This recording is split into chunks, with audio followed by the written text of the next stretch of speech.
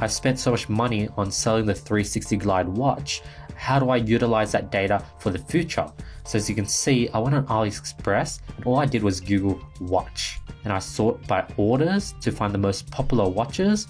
And I'm just scrolling through and looking for watches that sort of pique my interest and catch my eye. And another trick I do is I set the maximum price to 10 USD. So it just shows me a bunch of cheap watches. So now I know all these watches I can get a decent margin on, since I limited the upper price on all these watches. I'm just going deep into all these different pages. Now, as you can see, there's some pretty cool watch designs. So there was this watch, and I liked it, so I added to Oberlo. There was this watch, added to Oberlo. This watch, I added it. I basically imported everything to Oberlo. So I'm gonna go ahead and upload it to my store now.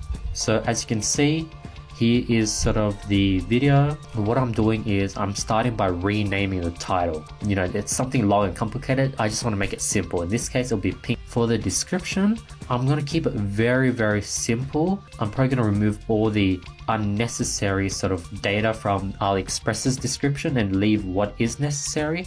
I won't go ahead and write a custom sort of description, because since I have 10 different watches, I'll waste too many times putting together a custom description for 10 different watches. What I'm going to do is I'm going to test all these 10 watches with these very generic descriptions, and the ones that get sales, but I then go back and put in some time to make a better description. I'm going to go ahead and price everything at $19.99 and then put the full price at say $40, and I'll do this for all the watches so I give them a fair battle. I'll do it $24.99. What I plan to do is literally let all these watches that I added to my Oberlo, let them battle it out. And you know, since my Pixel is very strong within the watch niche now, I'm expecting some pretty decent results, as you can see.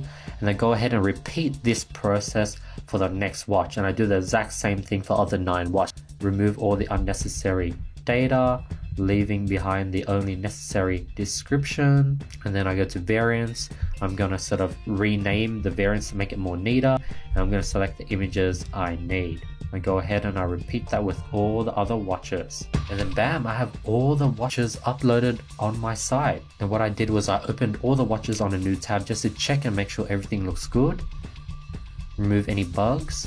As you can see now, I'm just organizing, making it nicer, changing the images around, making sure the variant images are correct. And we basically do that for all 10 listings, as you can see. And now that I've finished editing all the listings and making sure they're all perfect, what I'm going in now is I'm clicking in each one of these product listings and I'm copying and download the image, because I'm going to use this image to make a Facebook ad creative out of it.